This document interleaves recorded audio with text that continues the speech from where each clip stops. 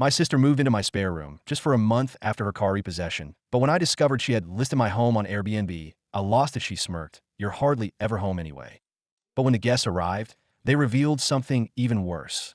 I never wanted a roommate. I'd worked too hard for my independence, and by 39, I had it. A quiet three-bedroom house in Raleigh, North Carolina, a stable job in IT, and the simple pleasure of walking through my front door knowing that everything was exactly where I left it. No one to answer to. No unexpected messes. No disturbances. Then my sister, Bianca, called.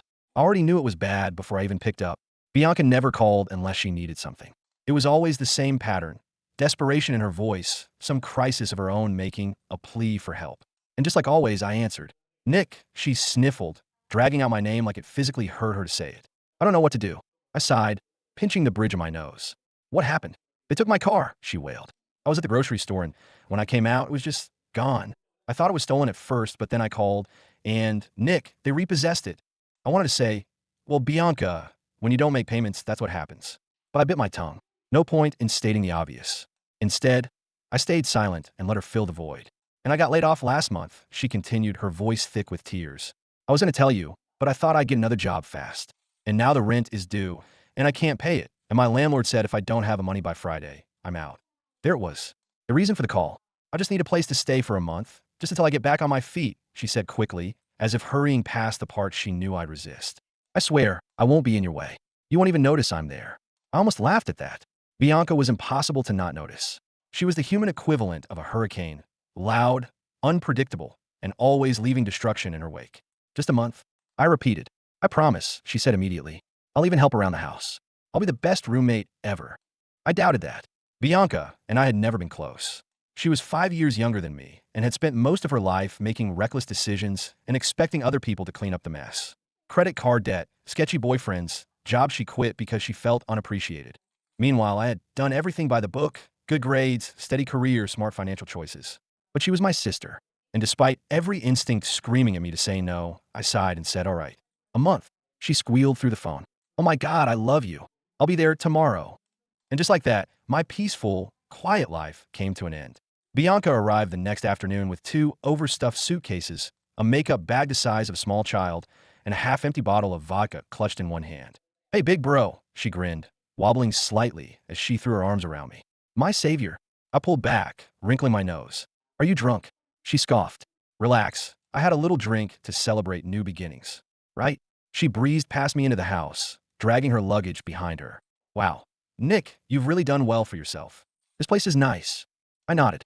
Thanks. Your room's the one at the end of the hall. She barely acknowledged me before disappearing into the guest room, and I tried to ignore the sinking feeling in my gut. The first week was tolerable. She slept until noon most days, which was fine by me. When she was awake, she mostly stayed in her room, scrolling on her phone or watching reality shows at full volume. Then, little things started happening. Dirty dishes left in the sink. My expensive shampoo mysteriously ran out. My food disappeared from a fridge. And the noise. Bianca was incapable of being quiet. If she wasn't blasting music, she was on the phone, having dramatic conversations with friends about her tragic life. By the second week, I was ready to rip my hair out. But then came the night I walked into my living room and found a stranger sitting on my couch. I froze. It was a man in his 40s, sipping a beer like he owned the place. Can I help you? I asked. He grinned. Oh, hey, man. You must be Nick. Bianca said you wouldn't be home till later. I frowned. You know my sister? Yeah. I'm renting the place for the weekend. I blinked. You're what? Before he could answer, Bianca waltzed in from the kitchen, holding a glass of wine. Oh, hey, Nick, she said cheerfully. I stared at her. Bianca, what is going on? She rolled her eyes. Relax. It's just an Airbnb rental. Easy money. My heart stopped. You listed my house on Airbnb? She waved a hand. Don't be so dramatic. You're barely ever home. What's the harm? I turned to the man. You need to leave. Now. He looked between us, uncomfortable. Should I call Airbnb? I turned back to Bianca. Take the listing down. Right now. She sighed. Fine. But she didn't. And 2 days later, I came home to another group of strangers in my house. That was it. I stormed into Bianca's room, slamming the door open. She was lying on her bed, scrolling TikTok. She barely looked up. Nick, what now? She sighed. I was shaking. Now? Bianca, there are more people in my house. She groaned. Oh my God, Nick, relax. I needed money, and you have extra space. It's just business. Business? My voice was dangerously low. You're scamming people. She scoffed. It's not a scam if they're getting a place to stay. I was beyond words. You're out, I finally said. Tonight. She sat up. Wait, Nick, where am I supposed to go? Not my problem, I snapped. You lied. You used me. I let you in when no one else would. And you scammed people in my own home. Get out. She tried crying, begging, guilt-tripping me about family. But I was done. I refunded the scam guests, changed the locks, and blocked her number. Last I heard, she was couch surfing, still running her little scams. Do I feel bad? No, because at the end of the day, family or not, some people don't deserve second chances. Bianca didn't leave quietly. She spent the next 3 hours stomping around, shoving her things into bags, cursing under her breath about how I was a cold-hearted a-hole and how families should help each other. I ignored her. I was beyond angry, furious, but I knew if I engaged, she'd twist it into an argument where suddenly I was the bad guy. That was Bianca's specialty. Instead, I focused on damage control. I sat in the living room, canceling reservations, refunding guests, and deleting the damn Airbnb listing she had set up.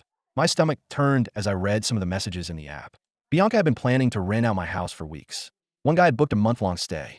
I ran my hands down my face, exhaling slowly. Freaking unbelievable. Are you happy now? Bianca snapped from the doorway. I looked up. She was standing there, holding her overflowing bags, a glare plastered on her face. Are you happy? I shot back. You lied to me. You stole from me. You put strangers in my house without my permission. She rolled her eyes. Oh my God, I was making money. It's not like I murdered someone, Nick. I let out a humorless laugh. Making money? You scam people, Bianca. You let them believe they were renting a home from you, and you don't even own this place. She crossed her arms. It's not a scam if they got what they paid for. I stood up jaw tight. Get out. She opened her mouth, probably to throw more bullcrap my way, but I held up a hand. I'm done, Bianca. My voice was low, controlled, but she could hear the rage behind it. You're out of my house. And if you try any more of your shady business ventures with my property, I'll call the cops. Her eyes widened slightly at that, and for the first time that night, she looked a little nervous. Good. She huffed, flipping her hair over her shoulder. Whatever. I'll be fine without your help, as always.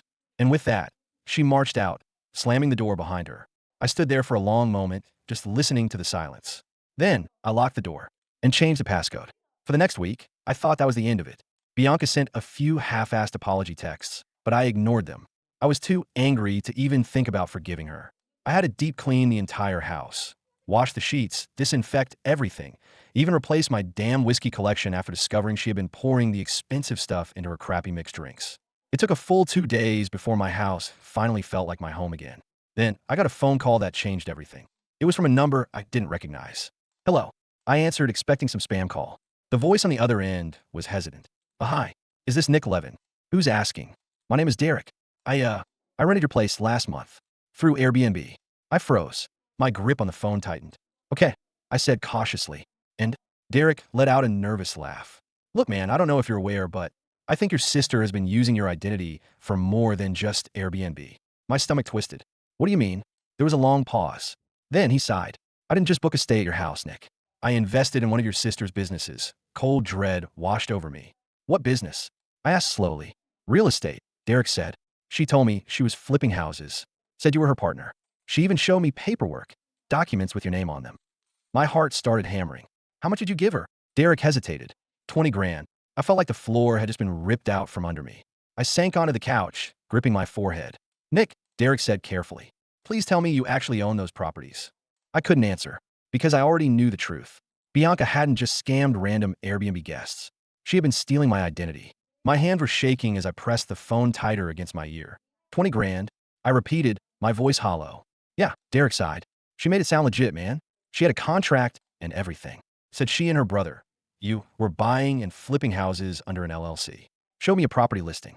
I even met her contractor, some guy named Miguel who kept assuring me everything was above board. My mouth went dry. Bianca wasn't just scamming people. She was using my name to do it. I ran a hand over my face, my pulse pounding. Derek, did you sign anything? Yeah. He exhaled sharply. A contract. Bank transfers. Everything. Can you send me copies? Already did. Check your email. I hung up and immediately pulled up my inbox. Sure enough, there it was, a scanned copy of the investment agreement with my name listed as a co-signer. Only, I never signed anything. The signature looked like mine, but it was off. The loops too tight, the letters too stiff. Bianca had forged my name, and she hadn't just done it to Derek. Attached to the email were screenshots of messages between Bianca and at least 3 other investors. Each of them had sent her money. Each of them thought they were investing in my real estate business. I stared at the screen, my blood boiling. This wasn't just some stupid Airbnb scam.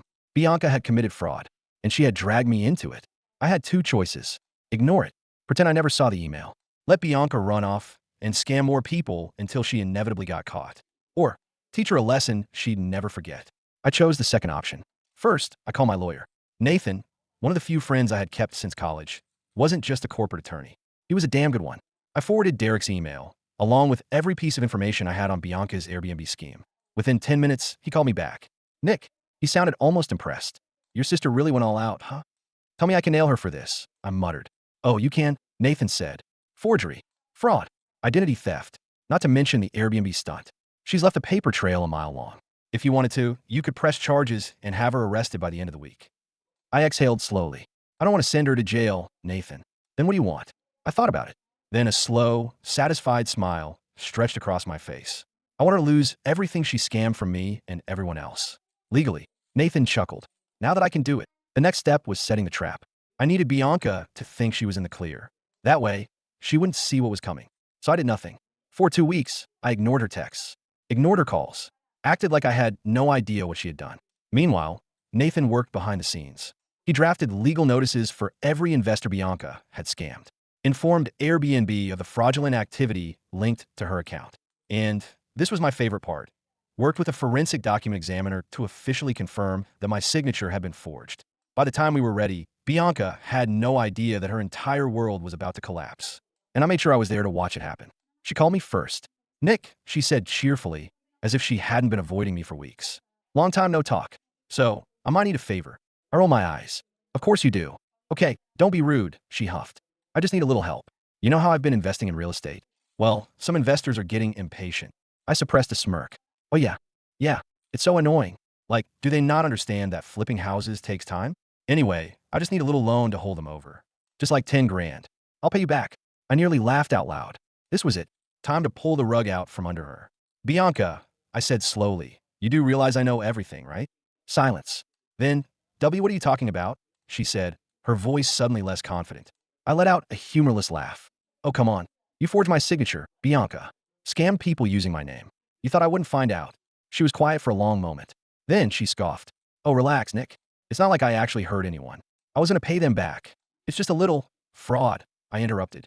It's a fraud, Bianca. And guess what? Every single person you scammed is getting their money back. She inhaled sharply. Wait, what? Yeah, I said, my voice laced with satisfaction. See, I hired a lawyer. And thanks to you being an absolute idiot with your paper trail, it was really easy to make sure every cent you stole gets seized and returned. I could hear the panic in her silence. You can't do that, she whispered. Nick, please. Oh, I can, I said. And I did. I let that sink in before delivering the final blow. And since we also proved you forged my signature, you can never legally take out a loan, open a business, or sign a rental agreement without it being flagged for fraud. Her breath hitched. No, yep, I said. Your little con artist days? Over. She let out a choke sound. Nick, please. You're my brother. You can't do this to me. I felt nothing. No guilt. No sympathy. You did this to yourself, Bianca, I said simply. Now enjoy living with the consequences. And with that, I hung up. Bianca tried fighting it. She screamed. She cried. She even tried to chartini to tell our parents that I had ruined her life. But nothing worked. Within a month, every dime she had stolen was returned. Her accounts were frozen. And just as I promised, her name was now flagged under every fraud database in the country. No more easy money. No more scams. No more me cleaning up her messes. Last I heard, she was couch surfing, begging old friend for favors. And me? I was back to my peaceful, quiet life. No roommates. No disturbances. No Bianca. Just freedom.